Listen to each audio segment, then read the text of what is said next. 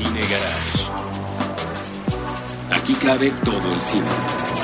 Con Eric Estrada. Retrovisor. Puentes.me.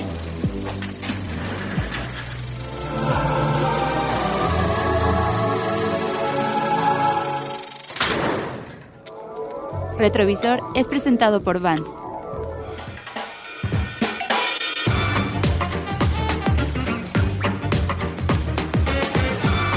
Hola, muy buenas, yo soy Eric Estrada y vamos a entrar a un universo maravilloso, el universo que siempre nos abre el retrovisor, este programa que hacemos volteando hacia atrás, a las películas que ya no están en cartelera, a las películas que algunos consideran clásicas, a las películas que nos gustan, aunque nadie las considere clásicas, que es lo que normalmente ocurre en este episodio que presentan, ustedes lo saben, nuestros amigos de Vans.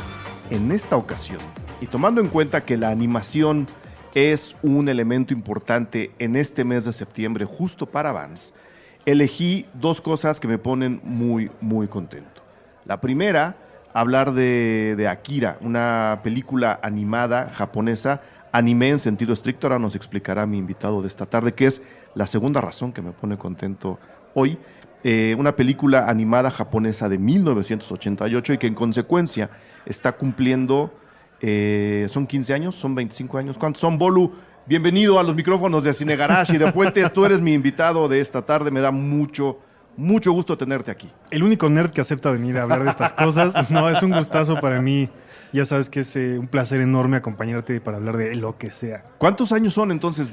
30 años. De 1988 al 2018 son 30 años. 30 años, así Okay. es. Qué bueno soy para las cuentas, qué bárbaro. Si no son 30, ustedes perdonarán. Saben que aquí hablamos de cine, no de matemáticas. Ese es otro programa. Me da mucho gusto que hayas aceptado, mi estimado Bolu. Y en la lista de posibilidades para hablar no solo de cine animado, sino de cine en general, sí estaba Akira y tú sabiamente la habías elegido. Nada más porque hace 30 años se estrenó la película, hasta donde sé, el 10 de julio.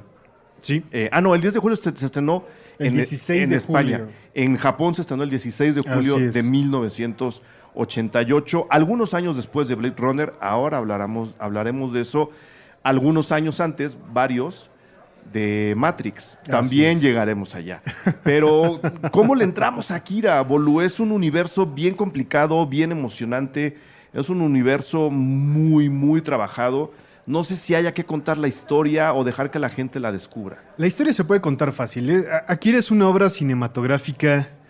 Es una obra del storytelling, lo que se le conoce como el storytelling, la narrativa. Ajá. Importantísimo en el mundo. Es una obra que ha inspirado sin fin de proyectos, sin fin de películas, libros, canciones, discos, artistas.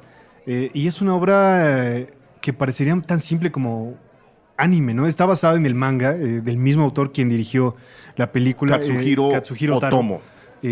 Otaru, me parece. Otomo. Según nuestro profesor de japonés es Otomo. Y es innegable. Si te gusta Blade Runner, si te gusta este tipo de cine, si te gusta la ciencia ficción, si te gusta el cine postapocalíptico, el gore también, sí. es muy violenta la película. Te gusta, por ende, Akira, ¿no? Sí. Aunque jamás la hayas visto, sí la has visto. En realidad has visto la influencia de Akira en esas películas, en la música, en la narrativa del cine contemporáneo. Y es una obra importantísima que además pues le ha permitido a su autor, que creo que es el único autor japonés de manga, inspirado en manga, que tiene el premio Eisner. Uh-huh. Por este manga. Así es. ¿Cuál es la diferencia, antes de entrarle, cuál es la diferencia real entre manga y anime? El anime es la animación per se, ¿no? El manga son ilustraciones como el cómic, se leen originalmente de derecha a izquierda, como suelen hacer los japoneses. Los japoneses, que todo lo hacen de derecha a izquierda, afortunadamente. No es ilustración sin entintar, es blanco y negro. Sí. Y es periódica, ¿no? Es tal cual un cómic, es la versión japonesa del cómic, o más bien el cómic es la versión americana del manga. Y el anime es la animación per se. Ok. De hecho, ahora nos cuentas la historia de Akira, que también es como se debe de decir. Aquí le decimos Akira porque pues hablamos mexicano, pero es Akira. Akira. Si uno ve la película, le dicen todo el tiempo Akira. Uh-huh. Akira. El manga como bien dices, originalmente estaba en blanco y negro. Así es. Luego creo que hubo versiones coloreadas después de lo que pasó en la película. Sí. Que estaba yo, bueno, ahorita les cuento lo que pasó con los colores de la película. ¿Cuál sería la historia? La historia es un de Akira? universo futurista, en aquel entonces todavía futurista, distópico. Es el año 2019. Es el año... Según tengo aquí marcado. En 1988, Ujú. está, la primera escena es una cosa bárbara en la narrativa. Ves la ciudad de Japón, de Tokio, y una bomba atómica, ¿no? Corte A, te dice, 31 años después de la Tercera Guerra Mundial, sucede esto. Que es el año 2019. Así es. Ok.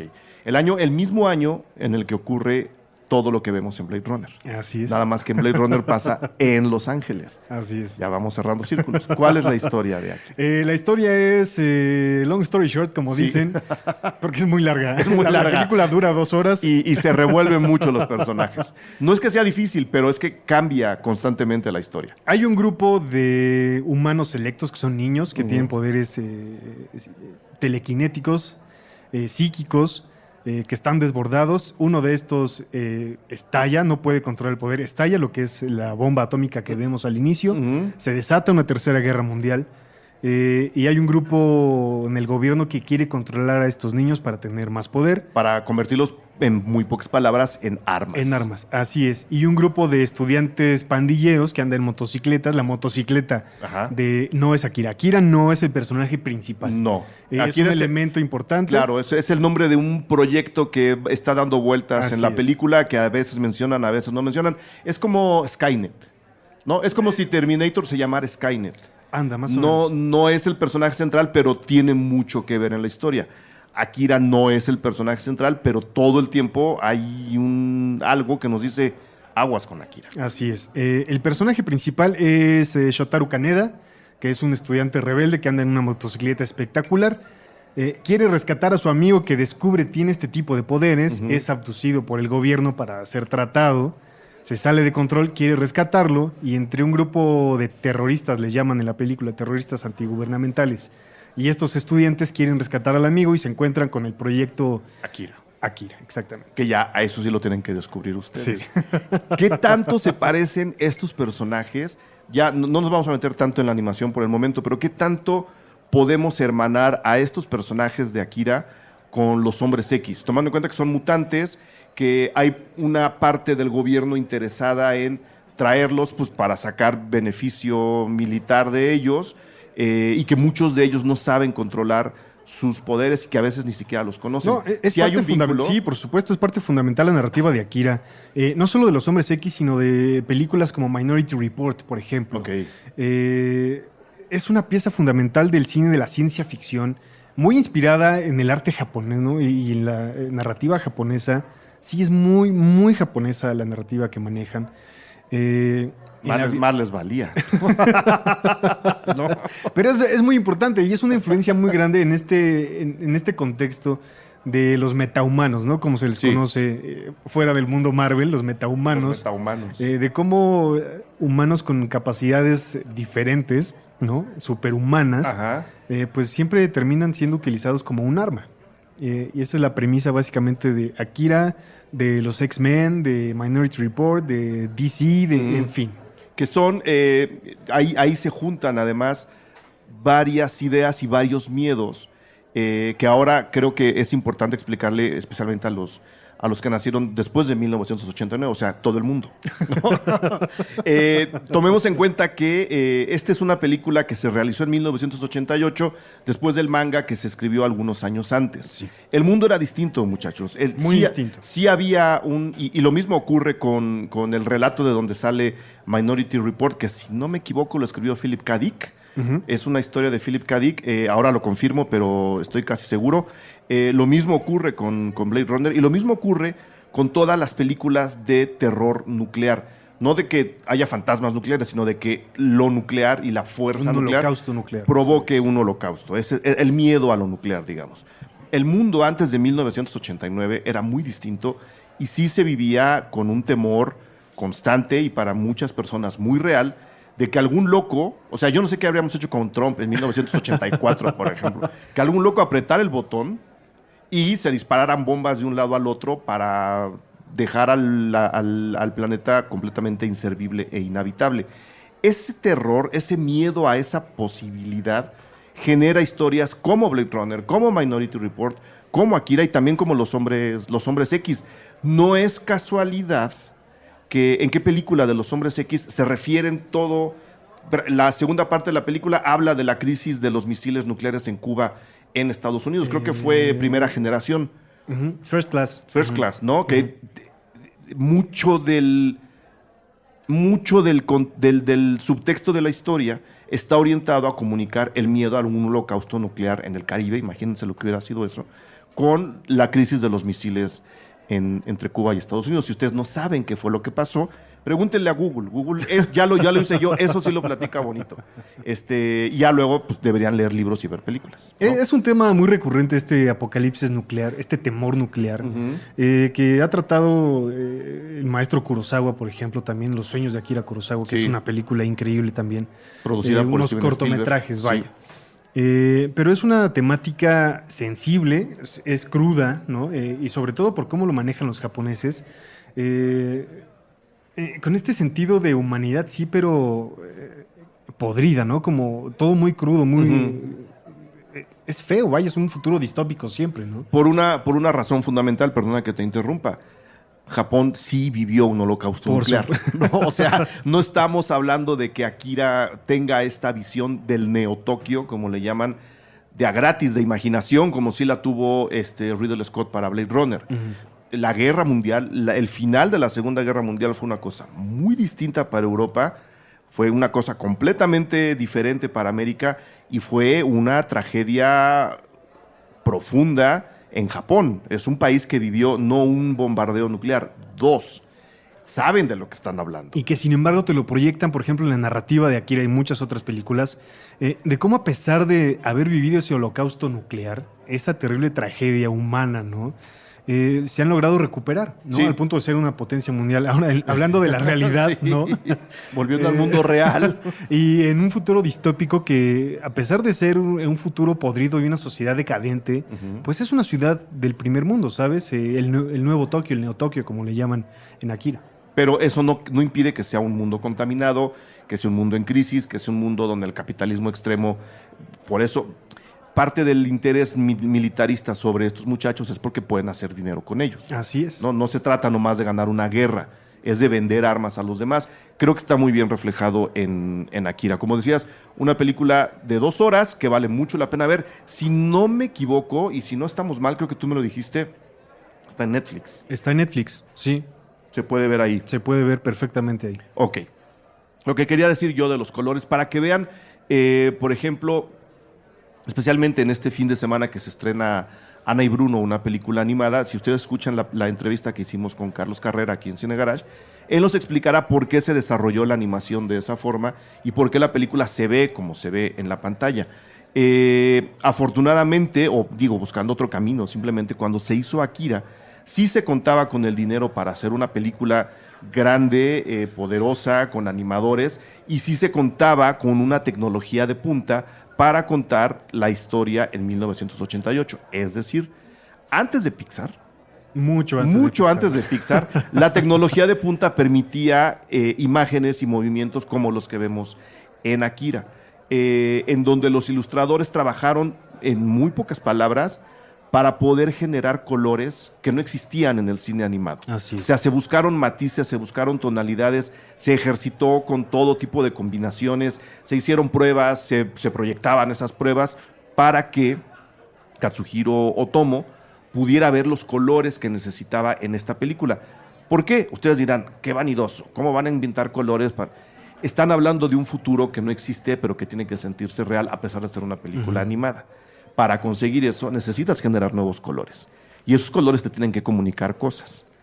De eso se trata un poco la manipulación de los colores en Akira. O sea, si ustedes son fans de la animación, ustedes son geeks, tanto de la computación, porque tampoco se trata de animación por computadora. No. Tienen que ver esta película. Es animación tradicional. A Akira se le llama comúnmente el anime que lo empezó todo. Ujú. Ese es como el génesis de lo que conocemos como el nuevo anime, la nueva animación que indudablemente la animación japonesa inspiró al cómic americano. Sí.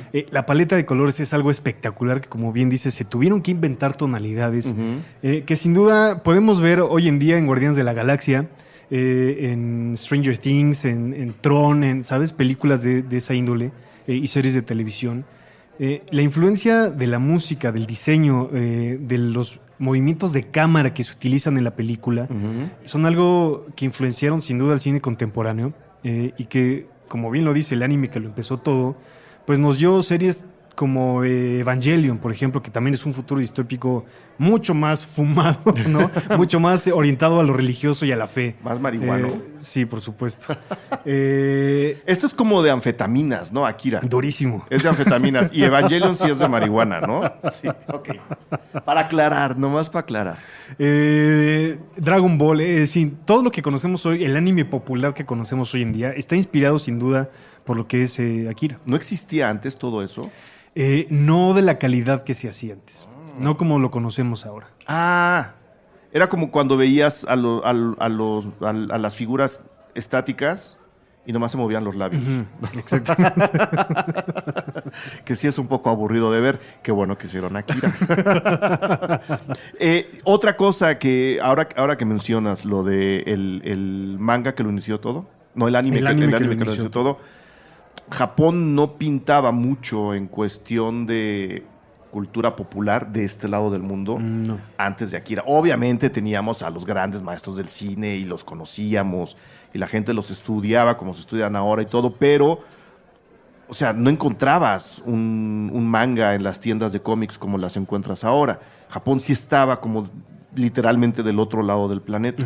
Akira abre esa puerta y consigue conectar la cultura popular japonesa con el resto de la cultura popular en el mundo. Ahora son un país mucho más conocido, mucho más apreciado, y en parte es por una película que no sé si podamos meter bajo un esquema mercantil, porque no es ciencia ficción al 100%, no es terror al 100%, no es una película de acción al 100%, no es una película... Por ejemplo, ahora que se pintan, y de hecho Alien, creo que también le debe algo, las Alien posteriores al 88, pues justo la de David Fincher, la tercera, en donde estábamos también en todo Alien ocurre en el futuro, pero en un futuro más allá del futuro de la primera película, donde una organización religiosa fanática está controlando una prisión. Muchas de esas, o nuevas religiones, o... ¿cómo le podemos decir? Sectas nuevos fanatismos. Fanatismos postapocalípticos también están dibujados en Akira. ¿Con qué otras películas conectaríamos la historia que nos cuenta Katsuhiro Otomo? La cantidad de referencias que podría ser para hablar de la influencia de Akira en la narrativa contemporánea es brutal. Mencioné Stranger Things hace rato. Sí. Es la misma premisa. Una niña con superpoderes psíquicos que se sale de control. Una organización de gobierno. Todavía no lo sabemos. Falta la tercera temporada. Una organización de gobierno que quiere controlarla. Matrix, por supuesto, habla también de este futuro distópico. Blade Runner está inspirada, la nueva también, como mucho en la paleta de colores y la narrativa así de acción, pero pausada. La nueva, Blade Runner 2049.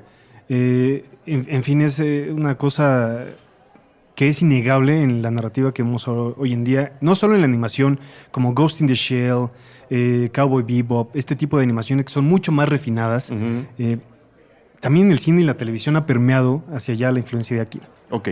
Ya mencionaste Blade Runner. Creo que es importante hablar de Blade Runner y no de la influencia, pero sí de cómo se hermanan estas historias más allá de que ocurran en el mismo año. No recuerdo, Bolu, no sé si tú te acuerdes, ¿hay algunos Juegos Olímpicos implicados en la historia de Akira? Se menciona el Estadio Olímpico. Va a haber una Olimpiada. Están renovando la ciudad y el estadio, que es donde culmina. O sea, lo que va a pasar en Japón en unos años. Así es. Para que empiecen a tener miedo, muchachos. Para que empiecen a tener miedo. Este es como el tema central de la película. Ni siquiera es Akira, ni siquiera es este experimento, ni son los niños. Es la crisis que hay en Japón, en Nuevo Japón, Neo Tokio, por las reformas fiscales, ¿no? Y porque este grupo de terroristas quiere acceder a estos proyectos del gobierno que todos desconocen como para quitarles el poder, porque vienen las Olimpiadas y el gobierno quiere silenciar a los terroristas, quiere poner en línea a los estudiantes rebeldes. Ese es el tema central de la película. Ahora volvemos a Blade Runner, pero entonces vamos a jugar un poco con la especulación. ¿Qué tanto? Porque Katsuhiro Otomo sí ha dicho, leí un par de entrevistas, sí ha dicho que mucho de lo que él vivió en su juventud influyó en la historia de Akira. Estoy hablando, en realidad, de 1968, de todas las revueltas estudiantiles que a él le tocó ver y vivir, no en México, no en Estados Unidos, en el mundo, ¿no? París, Praga, todo lo que se les ocurra. Y muchas de esas revueltas, mucha de esa inquietud de un grupo de gente que creía que podía cambiar el mundo, acabó chocando con un sistema que demostró ser pues, más dictatorial de lo que muchos querían admitir y bastante más fascista en muchos países, México incluido. Todo eso, para la gente que diga, no, es que se sacaron de la manga lo que Akira está contando, todo eso se masajea, se amasa, se transforma en una historia que luego acaba poniendo a Akira en una, digamos, en su justa medida dentro de la historia. Para toda la gente que dice, es que yo quiero escribir un guión, así se hacen las cosas, ¿no? Si quieren de verdad entender cómo es que se puede trabajar una vivencia personal, una situación política, social y económica de una época determinada y trasladarla a una historia tan anfetamínica como Akira, deberían de leer todo lo que ocurrió en 1968 y después ver Akira y ver cómo Otomo lo traslada hacia allá, a unas vivencias que ahora podrían, no quiero llamar proféticas, pero que ahora por cuestiones meramente de casualidad acaban encajando. O sea, los siguientes Juegos Olímpicos son en Japón. Así es. ¿No? Akira está cumpliendo 30 años de haberse estrenado. ¿No? Hay una crisis nuclear. Hay una crisis nuclear ahora con los locos coreanos que están allá a un lado y con el otro que tenemos aquí. Con Irán, con Irán, con Estados Unidos. No es que estemos viviendo el mismo terror, pero la posibilidad está volviendo. No es que se saque de la manga, sí. Intentamos demeritar la influencia de Akira y la importancia de Akira en la narrativa mundial. Se demeritan a los Wachowski, se demerita a Looper, sí. Se demerita al Qué mismo Kurosawa, ¿no? Sí. Es imposible decir que es una tontería, No. ¿no? Es un trabajo de guión espectacular que sí es adaptado del manga, pero la dirección de esta película, que sí dura 2 horas, no se siente de 2 horas a pesar de ser muy larga. Es increíble, ¿no? A pesar de ser animación, no es como... Y además es animación, no, es una gran película animada, ¿no? Sí. No se vayan con la famosa trampa de cómo es animación, es para niños. Bueno, volvamos. No, si algo no es, Akira es para niños. O sea, si supuesto. quieren que su hijo se vuelva loco, pónganle Akira ahora. Si quieren que sobreviva al mundo, aguántenlo tantito. Blade Runner. ¿Qué tanto habrá? Yo el manga lo desconozco, la verdad. No sé si era, lo voy a poner así, tan Blade Runner como es Akira. Blade Runner, para construir el universo que vemos, no la historia. Yo no estoy hablando de la historia, estoy hablando de la visión del mundo que se tiene desde el punto de vista occidental a través de Ridley Scott y sus diseñadores de arte hacia el 2019, que recuerden, es el mismo año donde ocurre Akira. Sí hay una especie de atmósfera común entre las dos películas. No sé si tú sepas o compartas mi opinión de que se puede establecer un puente espiritual, quizá. Hay una relación directa, por supuesto, entre la visión del alma. futuro, Sí, por supuesto, entre la visión del futuro y no solo entre estas dos películas, pues creo que en esa época la visión del futuro era muy pareja entre todos, ¿no? Cómo se proyectaba el futuro, es la misma visión, siempre un futuro distópico, ¿no? No recuerdo alguna película que te presente un futuro bello y brillante, ¿no? Todos son opacos. Buena no. Buena no hay. Por eso no lo recuerdo, Eric. Hay unas que sí son muy más. El futuro va a ser precioso, muchachos. Pero todo.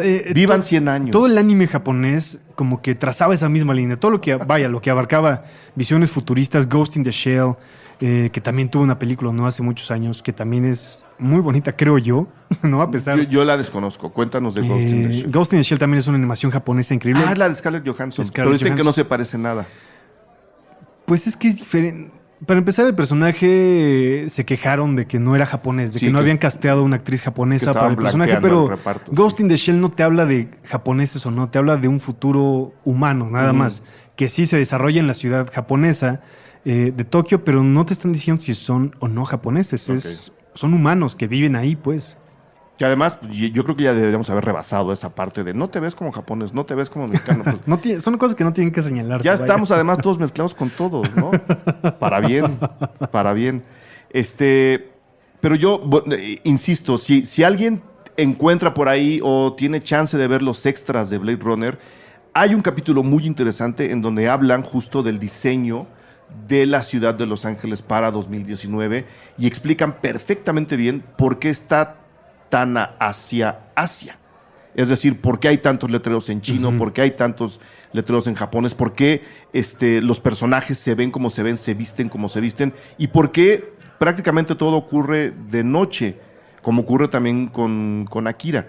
No es que estén, o sea, sí hay noches en la historia, pero también es la visión de un invierno nuclear, ¿no? El sol está tapado, hay lluvia ácida y todo aquello. Yo propondría como ejercicio creativo ver las dos películas una después de la otra, no me importa el orden. O sea, creo que sí estaría padre que alguien dijera, voy a revisar Blade Runner, voy a entender lo que ocurre con los réplicos, ver cómo también acaban siendo, no son seres humanos, pero acaban siendo seres, entes, que son controlados por una gran superpotencia que también está persiguiendo beneficios económicos muy grandes. Pero mencionaste Matrix, mi estimado Bolo. O sea, para mí es muy clara la conexión entre Blade Runner y Akira, pero no la tengo tanto entre Matrix y Akira.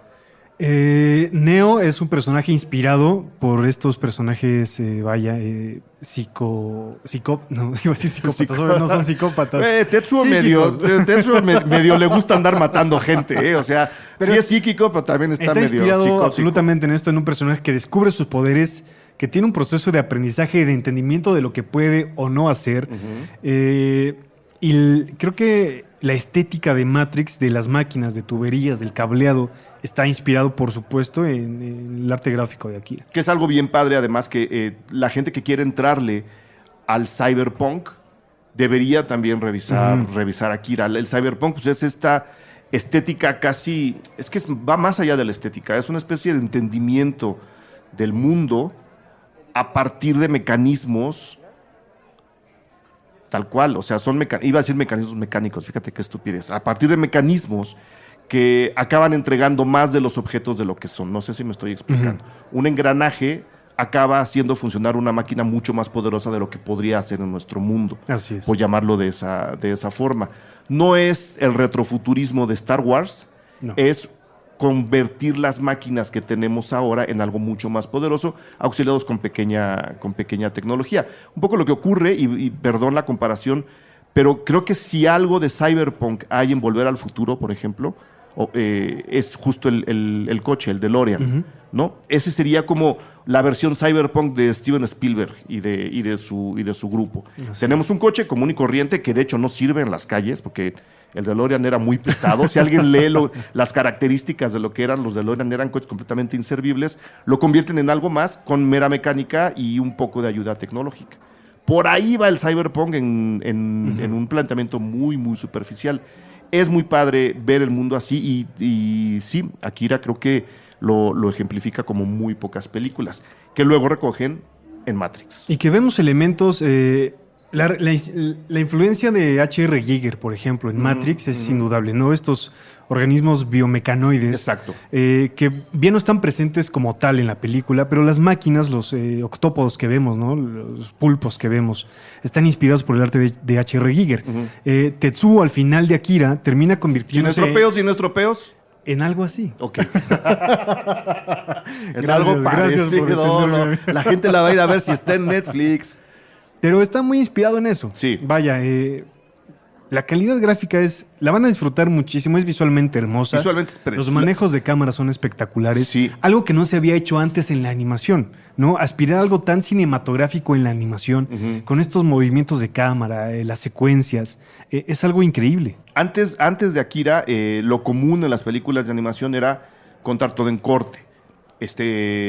Bueno, obviamente había disolvencias, pero a lo que me estoy refiriendo es que no había un reencuadre dentro de las películas. Era corte A, corte A, corte A, corte A. No había...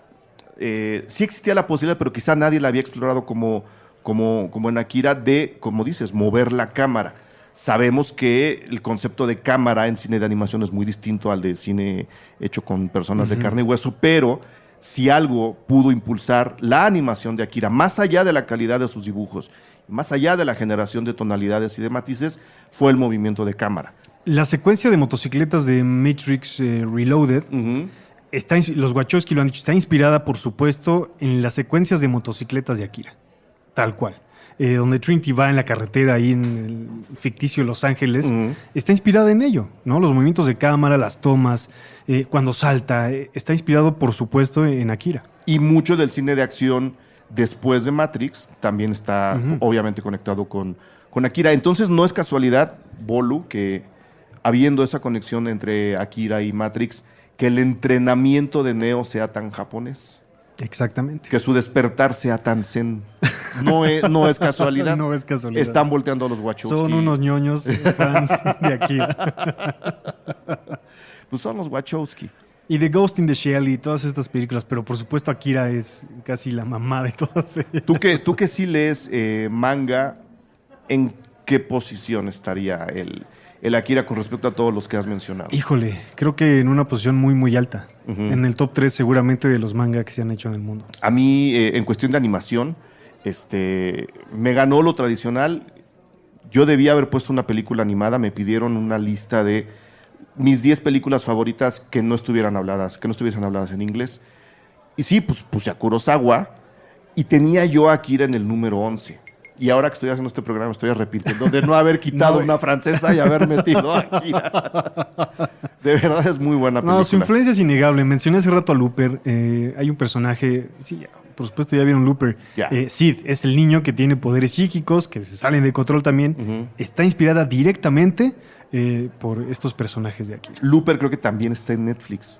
Sí. O sea, ya tienen tarea, muchachos. No, ya. Hay una lista. Les recomiendo ver Akira y después saltarse a Blade Runner, Blade Runner 2049, Looper, Matrix, un video de Kanye West que también está inspirado durísimo por Akira. Él lo ha dicho. Hay un video de Michael Jackson en el que hace referencia a una escena en particular de Akira. También búsquenlo, creo que es Scream de Michael Jackson. Está inspirado por Akira.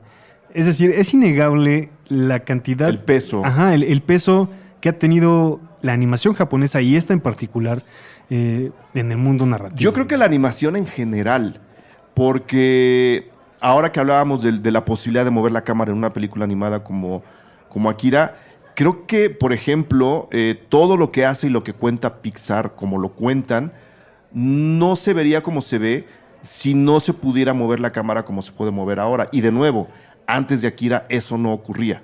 Fíjense, y el ejemplo que yo pongo siempre, porque creo que además es uno de mis favoritos, es cómo se manipula la cámara o el punto de vista, para llamarlo en términos, no sé si más correctos, pero pues más comprensibles, especialmente si estamos dentro del mundo de la animación.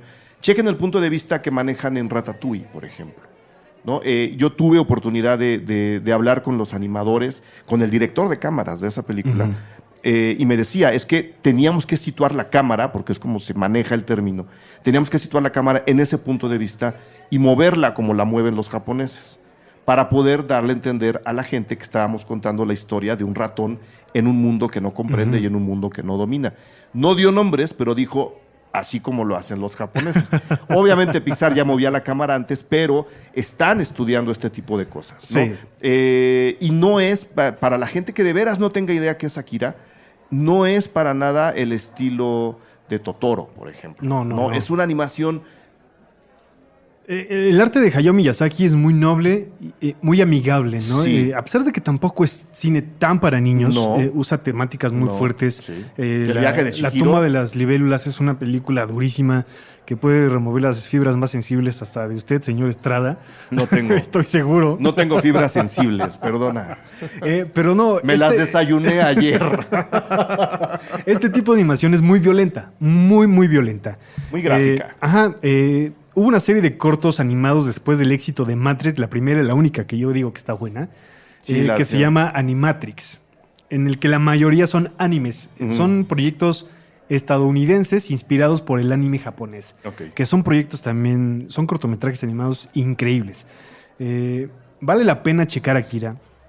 vale la pena de ahí pasarse a todo lo que ha inspirado, sea anime o sea cine.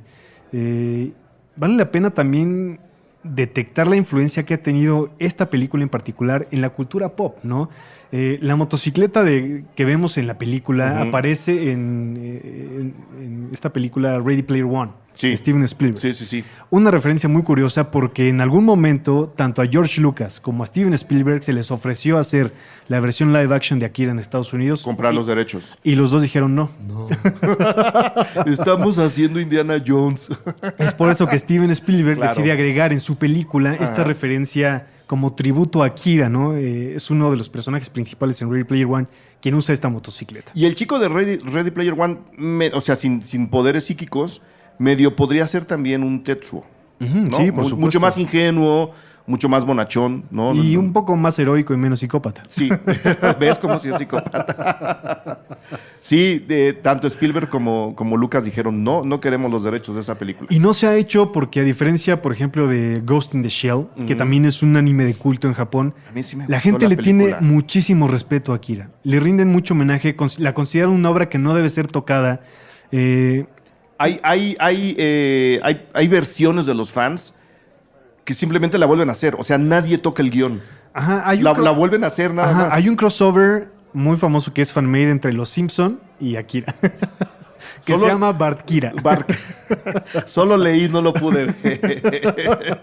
Es un tributo muy bonito. Sí, está medio mal hecho en lo gráfico, pues, pero es un tributo Bartkira. La gente no quiere tocar la obra original. No, pues no. Quieren dejarla como está. Es como volver a hacer Los Olvidados de Buñuel. No puedes, no puedes. Que también medio pandilla psicótica. Ajá. Y ahorita pensando en Steven Spielberg y Lucas, J.J. Abrams en Lost utiliza muchos elementos también de este tipo. Ok. Y sobre todo el flair. En los manejos de cámara y animación que tiene Akira, hay mucho flair de cuando se mueven rápido las motos, los edificios. Se ve la luz golpeando la lente, ¿no? Es totalmente Star Trek, por ejemplo. Pues es que Star Trek es J.J. Abrams.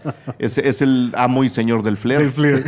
Si usted, yo no había visto Super 8 hasta hace que la volvimos a pasar. Hace poco que la volvimos a pasar en los cinedebates de la Vasconcelos. Me parece que está sentado frente a un carrusel. O sea, te dan luces todo el tiempo en los ojos. Creo que ahí le dijeron a JJ, ¿cuántos flares va a meter en la película? Le damos chance de 20 más si la hace. Y los usó todos. Algo más que haya que agregar de Akira, además de que es una película históricamente importante, culturalmente muy pesada, peso del bueno, quiero decir, divertida. Sí, es muy entretenida. Trágica, o sea, no se saquen de onda con el final. No queremos que nos llamen a medianoche a acusarnos de que están deprimidos. No, pues así era el mundo. Y así es. O sea, no estamos... Es la proyección muy humana de lo que se pensaba iba a ser el futuro, ¿no? Con la crisis que existió, con la crisis que existe hoy en día y con la que quizás siga existiendo. Así se veía el futuro en aquel entonces. De hecho, corrígeme, Bolu, la moto es eléctrica. La moto es eléctrica. O sea, ya ni siquiera... combustibles. Ya no están usando el combustible del petróleo. La motocicleta es eléctrica. Así es.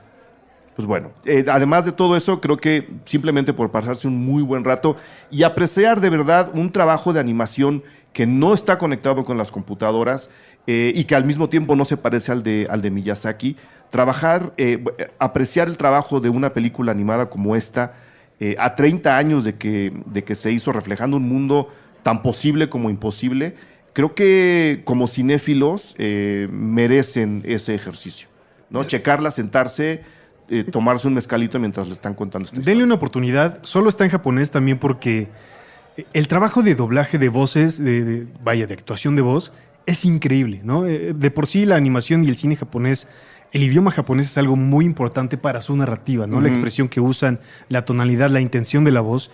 No han querido hacer doblaje al inglés como en muchos otros animes porque la respetan tanto que prefieren dejar la obra original. Sí está subtitulada, por supuesto. Sí, claro. Denle una oportunidad. De ahí pásense a todo lo que ustedes creen que se relaciona, porque sí, todo lo que ustedes creen que se relaciona con Akira está relacionado con Akira, ¿no? Denle una oportunidad. Pásense a Blade Runner 2049, Matrix otra vez la 1 si quieren. Nada más la 1. Pueden ver la 1 3 veces. Volver al futuro. Ready Player One. Ready Player One, por supuesto. Lean a todo Philip K. Dick. Looper. Es decir, Akira sí está presente en el storytelling contemporáneo. Y es algo muy, muy importante. Te voy a comprometer aquí, mi estimado Bolu, para hacer un programa de Looper. Órale. Creo que fue una película de ciencia ficción muy mal comprendida por el público. Muy infravalorada.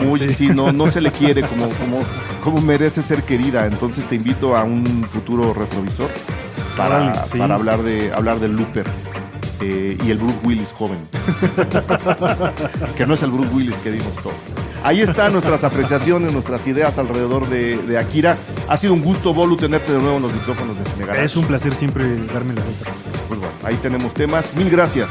A ustedes, muchas gracias. Adiós.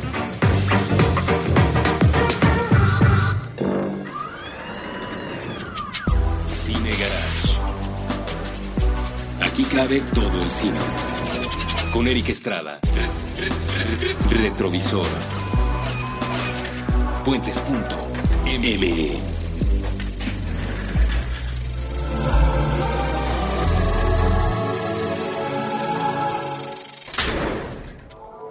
Retrovisor fue presentado por Vans.